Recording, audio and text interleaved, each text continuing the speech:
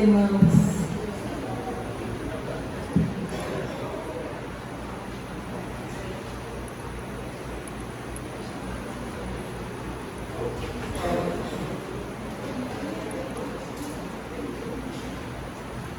Semana passada, a pastora conversou conosco um pouco, ministrou para nós sobre como nós podemos lidar, como que nós lidamos, como que a gente pode suportar períodos, dias difíceis, momentos de sofrimento, como que a gente tem lampejos de esperança em dias de sofrimento.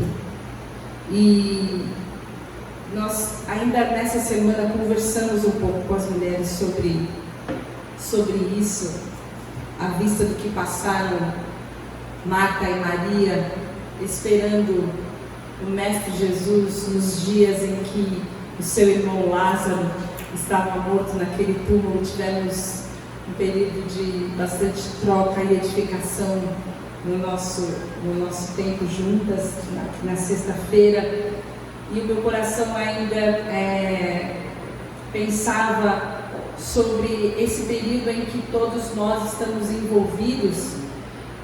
Pode pôr no começo para mim, do primeiro de todos, está bem lá atrás. Isso, obrigada. A gente está sem. Sobre a vontade de Deus. Porque uma das coisas que a Patrícia falou é que devia ter um manual, o que você não deve falar para uma pessoa quando ela está sofrendo. Tem certas coisas que as pessoas não devem falar para quem sofre. E tem um versículo específico que a gente gosta de usar como jargão, e é sobre esse versículo que eu queria falar nessa manhã. Que é um versículo que todo mundo usa, que fala: olha, o que você está fazendo vai cooperar para o seu bem. E as pessoas às vezes elas distorcem o sentido desse versículo. E eu queria conversar um pouco sobre a vontade de Deus. E como certas coisas que nós passamos, e às vezes dificuldades, lutas, coisas difíceis que nos acometem, e as pessoas, às vezes até no intuito de nos consolar, trazem como Deus causador daquele mal, com base nesse versículo. Isso é uma distorção do Evangelho. Coisas ruins acontecem, mas não necessariamente são causadas por Deus. E a gente vai conversar um pouco nessa manhã sobre isso. E eu sempre me lembro, quando eu falo sobre a vontade de Deus, de uma história que o Max Lucado conta de um periquito chamado Chip. E o Chip era um periquito que gostava muito de cantar. Ele cantava o dia inteiro ele cantava, e ele perturbava a vizinhança inteira com a música dele. E um dia, quando ele estava cantando e a gaiola muito empoeirada, a dona dele resolveu limpar aquela gaiola com aspirador, e estava fazendo uma faxina naquela gaiola, e alguma coisa distraiu aquela dona limpa, que engoliu o Chip, o aspirador.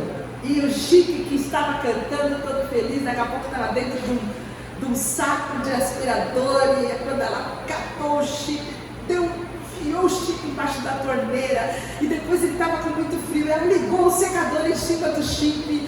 E passados uns dias, quando a vizinha percebeu que o Chip estava... Cadê o Chip? E ela falou: aconteceu algumas coisas com o Chip, e o Chip já não canta mais. O Chip estava lá quietinho. E algumas coisas acontecem com a vida da gente, que a gente está cantando na nossa vida, e de repente a gente é engolido pelo aspirador da vida, e enfiam a gente na torneira da vida, e depois ligam um secador da vida na nossa cara, e a gente não tem mais força para cantar.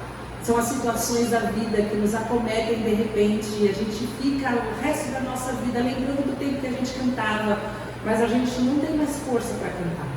E essas situações são situações que são as dificuldades que Jesus falou que nós teríamos enquanto nós estivéssemos no mundo, porque o mundo é um lugar de aflição, porque o mundo é um lugar que ainda está marcado pelo pecado, o mundo é um lugar ainda não redimido. E enquanto o mundo não estiver redimido, haverá maldade no mundo, haverão homens maus no mundo, haverá violência no mundo, haverá egoísmo no mundo.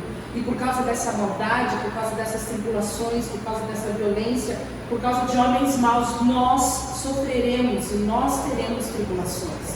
Então não necessariamente Deus será o causador dos males que nos acometem.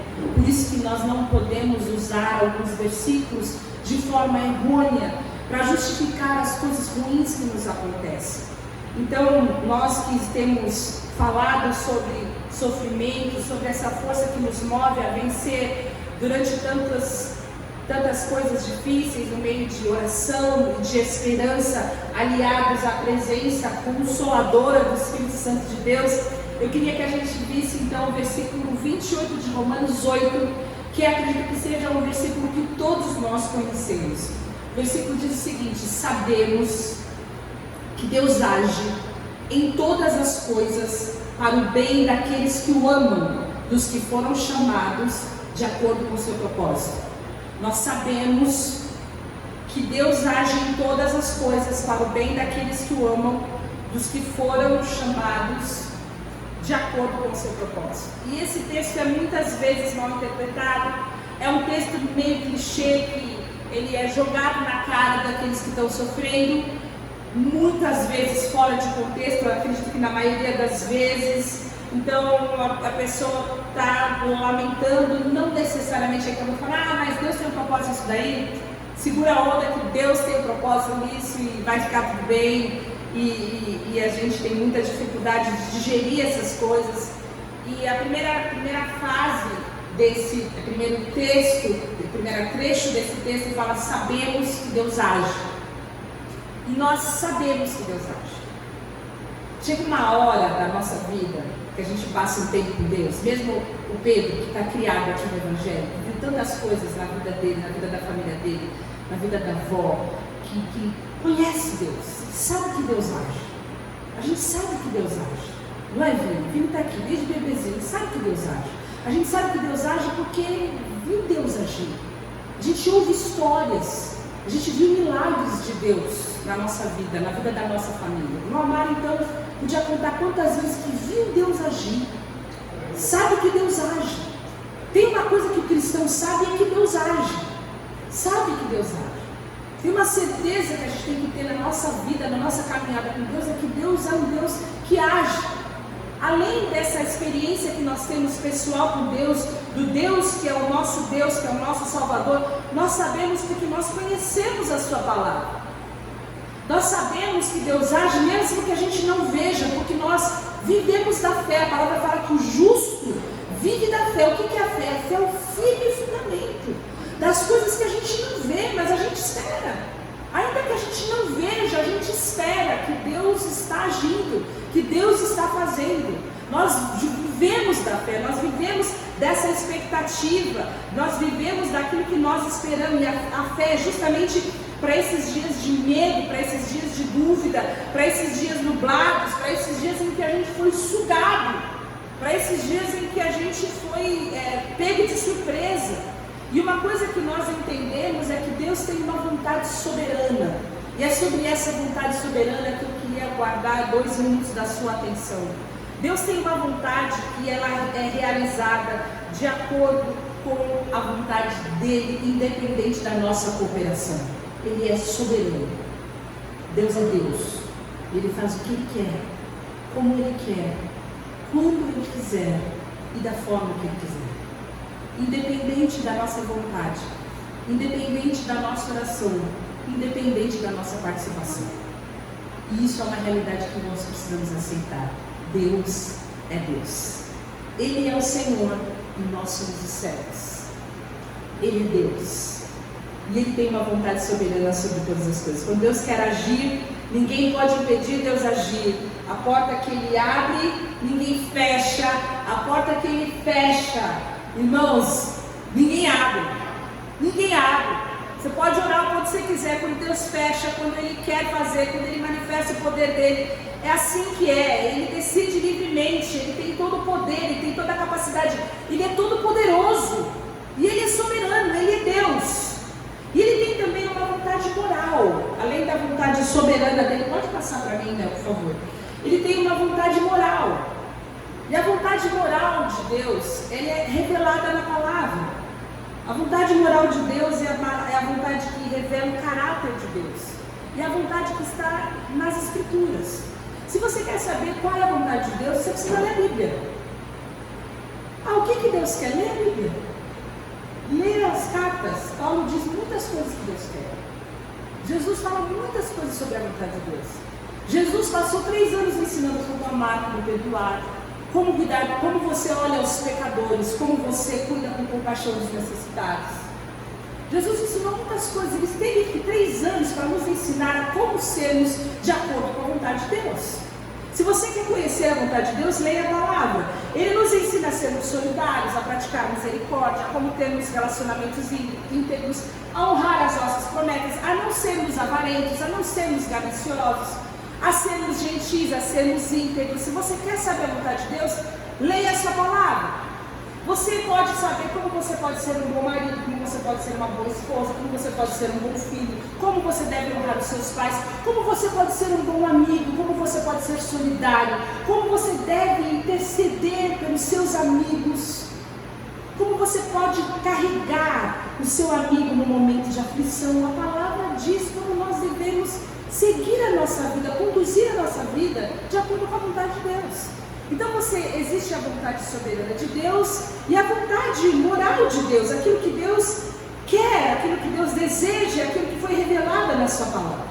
O grande problema reside naqueles que acreditam na vontade específica de Deus. E o que seria essa vontade específica de Deus?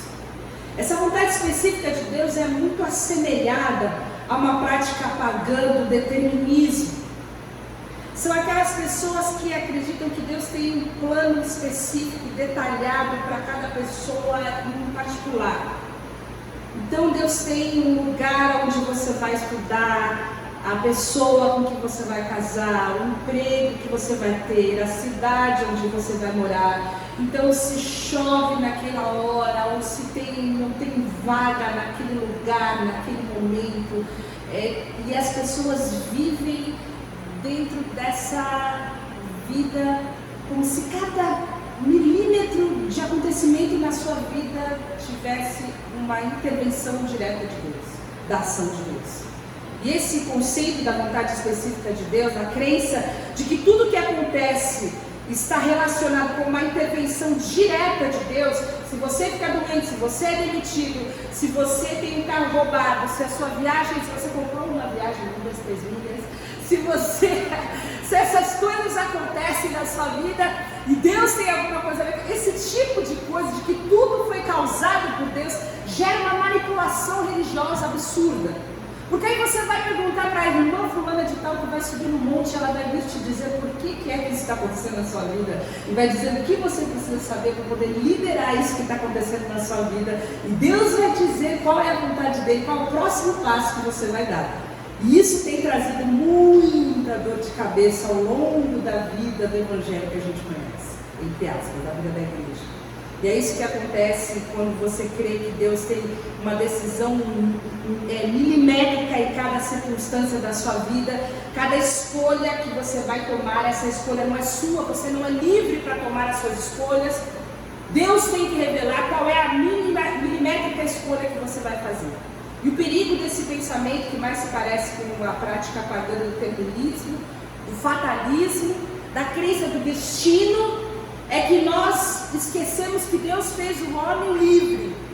E quando Deus criou o homem à sua imagem, à sua semelhança, portanto, o homem livre, livre para escolher. Deus não fez marionetes iludidas, pessoas que pensam que podem fazer a sua escolha, que podem traçar os seus caminhos, pessoas que são responsáveis por suas escolhas. Essas pessoas acreditam que elas precisam ter uma revelação.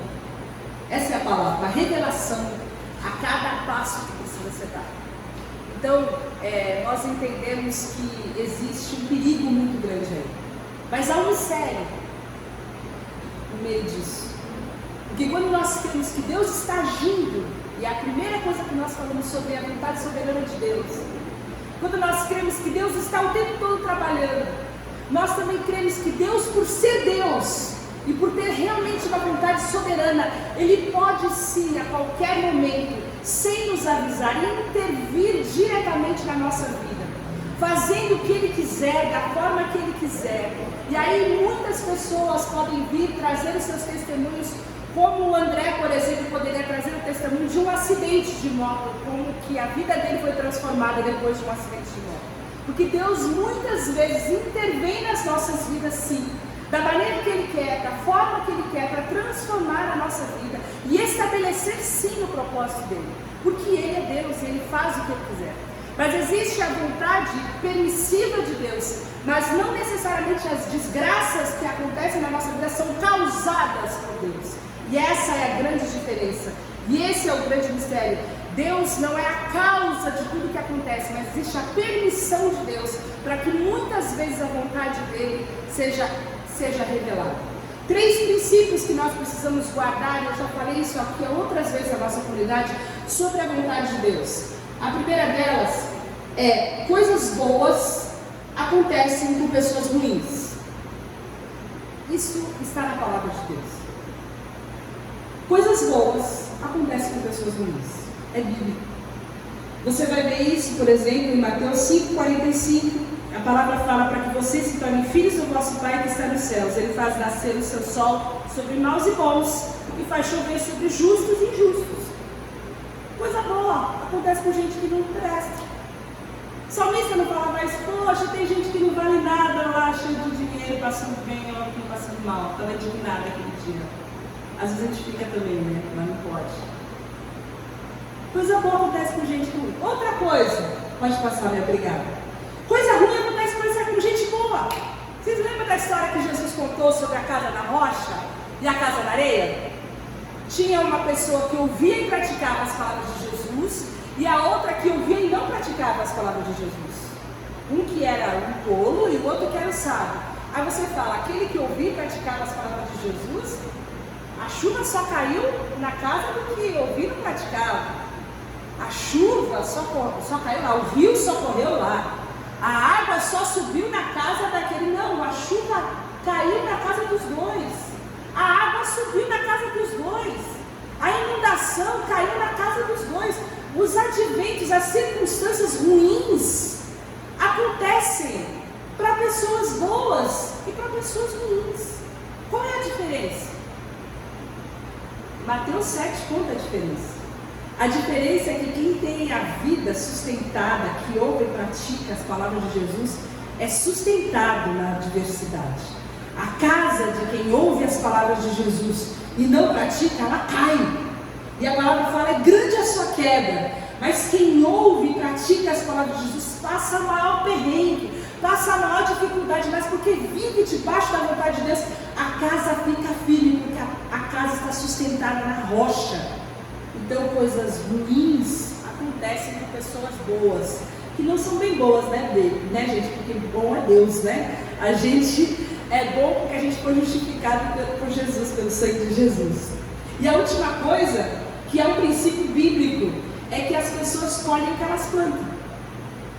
Então muitas coisas ruins acontecem com a gente, porque a gente que se enfiou nessa coisa ruim. A gente está vivendo muita coisa que deu causa. E Deus é misericordioso para nos libertar de muitas coisas que a gente que se enfiou nelas, mas muitas vezes,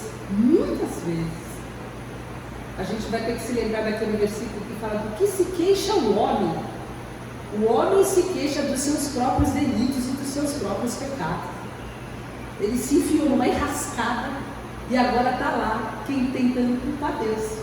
Mas o versículo que fala isso, fala de Gálatas 6, 7 a 9, não se deixe enganar, de Deus não se zomba, pois o que o homem semear, isso também colherá. Quem semeia para a sua carne, da carne colherá corrupção, mas quem semeia para o Espírito, do Espírito colherá vida eterna.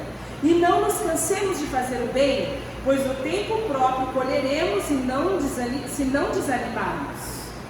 Então, irmãos, nós sabemos que Deus age. E dentro da ação da vontade de Deus, nós entendemos que Deus tem uma ação soberana, uma ação de acordo com a sua vontade, onde Ele não precisa perguntar nada para ninguém. Ele faz o que Ele quer, da maneira que Ele quer, porque Ele tem todo o poder, toda a capacidade, toda a autoridade sobre céus e terra. Ele age de acordo com a sua vontade revelada, a sua vontade revelada na palavra. Ele não vai agir especificamente, intervindo diretamente, continuamente, nas mínimas coisas que nós pedimos. Embora como pai amoroso, a palavra fala, se você sendo um pai ruim, pode dar coisas boas para os seus filhos, quanto mais o Pai Celestial não dará coisas boas para os seus filhos. Então, nós somos estimulados à palavra, a pedirmos que Deus intervenha nos nossos dias, para nos dar as coisas que nós precisamos. E a promessa é que Ele, como um Pai bom e um Pai amoroso, vai sim nos ajudar, vai vir ao nosso encontro. É por isso que nós estamos aqui clamando não só por nós, mas estimulando que nós intercedamos uns pelos outros, para que nós como um corpo não tenhamos falta de nada, não só as faltas naturais e materiais, mas também as faltas emocionais e espirituais. Mas mais do que isso, nós sabemos que a vontade de Deus foi pré-estabelecida pela palavra, dentro dos processos de que coisas ruins, enquanto nós estivermos nesse mundo, vão acontecer, porque estamos no mundo caído. Vão acontecer para pessoas boas e vão acontecer para pessoas ruins. Mas tudo que nós semearmos, nós também vamos colher. Essa é a vontade de Deus revelada na sua palavra. E nós sabemos que Deus age, que tudo é permitido por Deus, mas nem tudo é causado por Ele. E essa permissão divina já foi pré-estabelecida na palavra, quando ela fez o homem livre, dentro do que nós entendemos como livre-arbítrio. E a palavra de Deus faz com que nós tenhamos a percepção de que essas coisas que acontecem na nossa vida, essas coisas que acontecem, que são ruins na nossa vida, acontecem para que nós possamos entender que, de acordo com a palavra de Deus, com os recursos que o Senhor vai nos dar, com as balizas que a palavra de Deus nos traz, da vontade de Deus revelada, da vontade de Deus moral, nós temos pelo Espírito Santo capacidade de fazer sim boas escolhas. Quando nós vamos nos tornando pessoas mais parecidas com Jesus, nós podemos escolher amar e servir, ou sermos insensíveis e odiosos, sermos pessoas resistentes, egoístas. E isso vai sempre transformar o nosso entorno. E conforme nós formos sendo transformados por Deus, as nossas situações, as nossas expectativas, a nossa vida também vai sendo transformada. Mas a verdade é que algumas situações ruins vão acontecer para que nós possamos ser adestrados e essas qualidades possam vir a fazer parte das nossas vidas. Essas coisas ruins que acontecem para a gente, essas coisas são como ingredientes de um bolo. Eu estava pensando nisso como uma ilustração. Existem ingredientes que vão para um bolo que não são gostosos. Se você for lá, você for pensar que num bolo você vai ter o açúcar, a farinha, a manteiga, o ovo, o sal, e você quiser experimentar um pouco daquilo, ou você quiser comer a massa crua, você vai falar, esse negócio não é bom. Não tem como isso aqui dar certo. Você tem que esperar o tempo do preparo. Tem massa que tem que bater mais do que outra. Tem uma que fica um pouco mais, tem outra que fica um pouco menos. Tem massa de pão que você tem que esperar um tempão para ela sovar e depois que ela vai assar. E se você quiser experimentar aquilo antes de ficar pronto, com certeza aquilo não vai ser bom. E a soberania de Deus, pode passar por favor, é a mistura do cumprimento do seu propósito nas nossas vidas, com todas essas experiências. Cada uma dessas experiências que nós passamos, que não tem um gosto bom, tem um gosto horrível, não dá para experimentar esse negócio. Ela está se somando a uma outra experiência que também não estou entendendo que eu estou passando por isso aqui. Mas na verdade elas estão produzindo o caráter de Deus em nós. E você vai se lembrar quantas coisas você aprendeu de Deus pelas situações difíceis que você passou, que fizeram de você quem você é hoje. Porque nós somos adestrados pelas provações que nós passamos. Nós estamos sendo provados pelo fogo, como diz a palavra. Então as situações às vezes acontecem, como diz a palavra, e elas trabalham juntas para que nós possamos, para produzir o que é bom. E é isso que a palavra fala, que Deus age em todas as coisas. Então até que a receita de Deus esteja pronta, nós não podemos julgar o julgamento, cozimento de Deus na nossa vida, esses processos de Deus na nossa vida, essa combinação desses ingredientes de Deus, porque Deus está produzindo algo bom. E aí o bom de Deus, o bem de Deus pode ser diferente do bem que nós temos expectativa sobre as nossas vidas. E o bem de Deus, nós vamos falar sobre isso. A segunda parte fala que Deus está agindo. Nós sabemos que Deus age para o bem daqueles que o amam e foram chamados segundo o seu propósito. E antes da gente falar sobre o bem de Deus, eu queria que você guardasse duas palavras: amor e propósito. Relacionamento com Deus é amor e propósito. Às vezes a gente se relaciona com Deus por muitos motivos, mas algumas coisas nos aproximam mais de Deus. Dificilmente é amor e propósito. Normalmente é uma dificuldade, é uma angústia, é uma agonia, é uma dificuldade, é uma dessas situações que nós estamos passando que nos aproximam mais de Deus. Mas a palavra fala que o relacionamento conosco de Deus é um relacionamento de amor e propósito. O amor de Deus é um amor que é a base de todas as coisas, o amor que nada pode nos separar, é um amor sacrificial.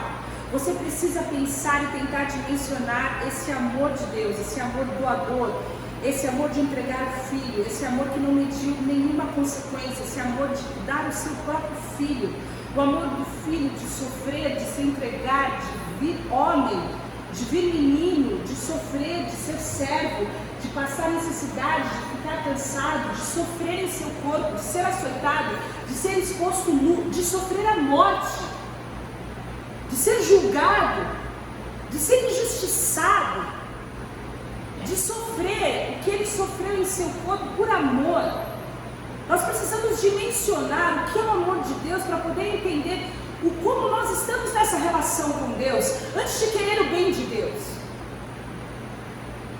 A gente precisa se colocar nessa relação com Deus antes de querer reivindicar o bem de Deus na nossa vida, em primeiro lugar. Porque Deus se manifesta conosco com amor. Nós não podemos questionar jamais o amor de Deus. Às vezes a gente até é tão egoísta que consegue olhar para pequenas coisas na nossa vida e questionar o amor de Deus, mas pensa bem no amor de Deus. Dimensiona o tamanho do amor de Deus. Que amor é esse? Que grande amor de Deus é esse? Que amor do Filho foi esse? Quando nós pensamos no amor de Deus, na oferta do amor de Deus, no amor que não parou na cruz, mas no amor de misericórdia, de bondade, que vem sobre nós todos os dias, e certamente bondade e misericórdia nos seguirão todos os dias. Nesse amor que nós vemos nas pequenas coisas, de cuidado, de um amor incrível que não falha, nós sabemos que o bem de Deus não é só para os que o amam, mas o bem de Deus é para os que amam e amam segundo o seu propósito, porque Jesus falou: vocês me amam, então guardem os meus mandamentos. Vocês me amam, então vivam de acordo com o meu propósito. Vocês querem me mostrar o amor de vocês? Obedeçam. Vivam de acordo com o meu propósito. E o propósito é algo que define uma coisa antes da gente mesmo. É algo além de nós mesmos. Então, quando nós entendemos que na nossa relação com Deus, nós precisamos amá-lo e viver para além de nós mesmos, nós começamos a entender que o bem de Deus pode ser um bem além do que aquilo que nós entendemos que é o bem para nós. Aqueles que amam a Deus e aqueles que vivem para algo além de si mesmos, para algo que vem antes de si mesmos, e nós precisamos entender qual é o propósito de Deus para nós, para que possamos revelar e manifestar a glória de Deus. E eu quero que vocês guardem essa ideia, que o propósito de Deus é que possamos revelar e manifestar a glória de Deus, que sejamos como o seu Filho Jesus, trazendo glória para Ele.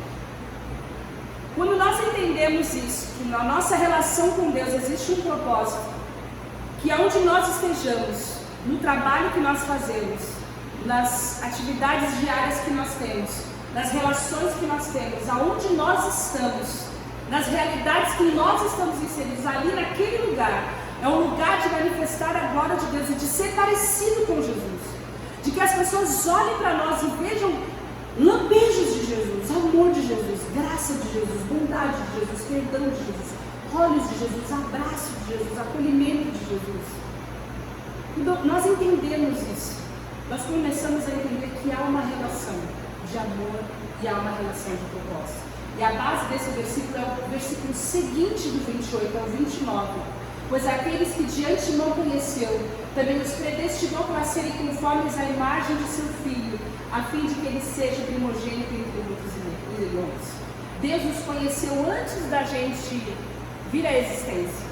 E quando Ele nos conheceu, quando a gente ainda nem existia, lá atrás, Ele já nos deu um destino de que nós seríamos parecidos com Jesus. Nosso propósito, a nossa vida, nossa finalidade é sermos parecidos com Jesus. A glória de Deus é o nosso objetivo. O bem para nós é diferente do bem que nós estamos esperando. Qual é o nosso bem hoje? O que seria para nós o nosso bem, o nosso conforto? Nosso bem hoje. O que seria o bom para você? O bom hoje. O bom seria o quê? Uma prainha, uma redezinha, um almocinho pronto, sem precisar encostar a barriguinha no fogão, não é não? Arzinho condicionado, não é? O que é o bom? Segunda-feira, todos os boletos pagos, restinho do dinheiro aplicado. Restou dinheiro, restou dinheiro. Olha, o que é o bom hoje? Viagem agendada, passagens pagas, é bom, gente. O bom é conforto, o bom é segurança, o bom é saúde. É o bom, gente. A gente sabe o que é o bom. O bom para nós, o bom para os nossos filhos. Estamos falando de coisa boa de verdade, coisa inegavelmente boa. Quem não quer o bom para os seus filhos? A segurança, o futuro. A gente trabalha duro para o futuro, para que haja segurança, haja um mínimo, não é isso? Esse é o bom para nós. Mas não é só isso, porque a visão de Deus não é uma visão limitada como a nossa.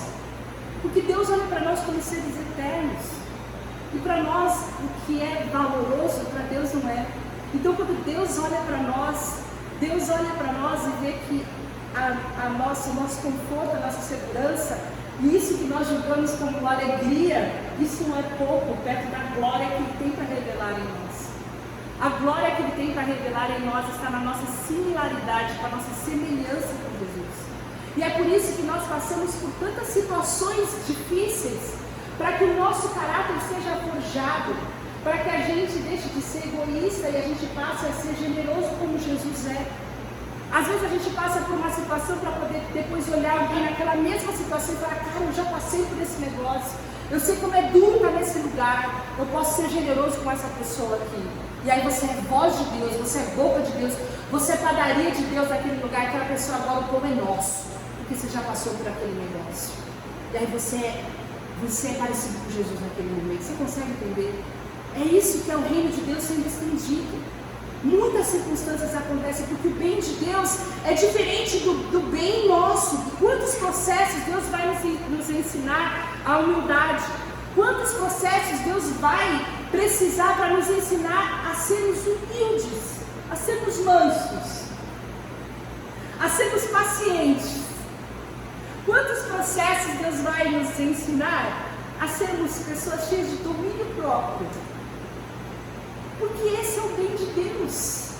Sermos semelhantes a Jesus, para a glória de Deus. Não é só a nossa felicidade. E eu vou dizer uma coisa para você. Enquanto nós estivermos com a nossa mente enraizada nesse mundo, pensando igual todo mundo, alimentados com as mensagens coaches desse mundo, nós não vamos compreender isso aqui. E quem fala isso é Paulo em Romanos 1 e 2. Ele fala: vocês precisam experimentar a vontade de Deus, que é boa, perfeita e agradável, através da transformação da mente de vocês. Vocês não vão entender isso aqui. Vocês só vão entender isso daqui quando a mente de vocês for transformada. E a mente de vocês só vai ser transformada quando vocês se entregarem. Entregue-se, entregue-se, entregue-se, entregue-se, se renda, se coloque nas mãos de Deus, para que você seja transformado pela sua mente. Entregue essa mente para você ser impactado pela verdade, para você poder compreender e comprovar, para você poder experimentar essa vontade, que essa é a vontade boa. A vontade boa de Deus é essa daqui. A vontade boa de Deus são mais pessoas parecidas com Cristo. Menos ódio, menos preconceito, menos rejeição, menos desamor, menos doenças, menos olho torto, menos morte, menos decepção. Uma vida com menos depressões. Todo o ambiente onde Jesus era transformado. Jesus chegava e o amor chegava. Jesus chegava e a alegria chegava.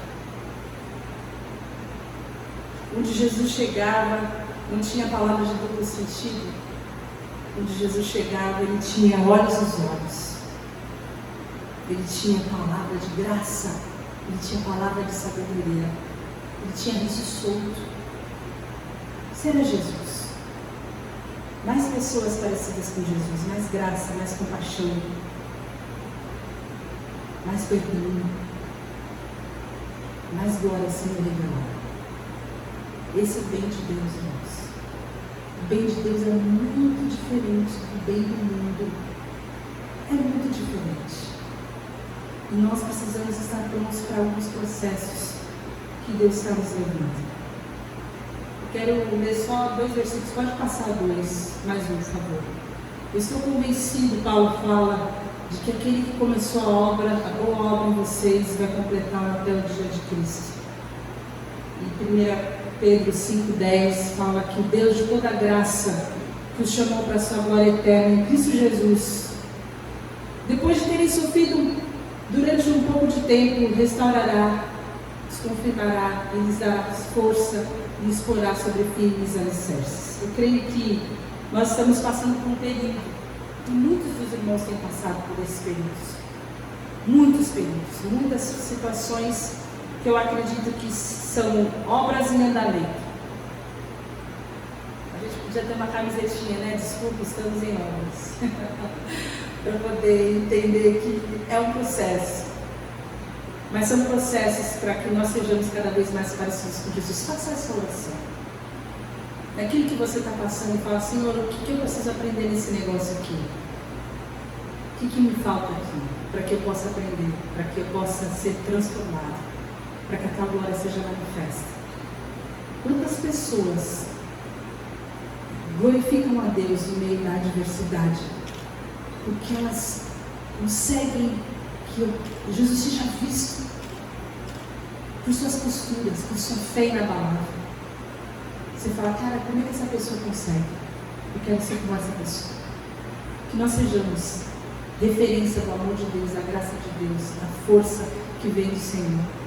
E que tenhamos essa fé e essa esperança, sabendo que mesmo nós tendo sofrido durante esse tempo, que pode parecer pouco para alguns e é muito para quem está passando, né? Nós temos a convicção pela palavra que nós vamos ser restaurados, confirmados e vamos receber força do alto para ficarmos firmes. Porque aquele que começou a boa obra, ele vai confirmar. Eu quero orar com você, quero que você possa pedir ao Espírito Santo que te dê força, que te dê graça, para que você volte a cantar, que nem o Chico, para que você não fique uma passarinha muda, mas para que você entenda que muitos processos que são processos de Deus, Deus está fazendo algo maravilhoso nas nossas vidas.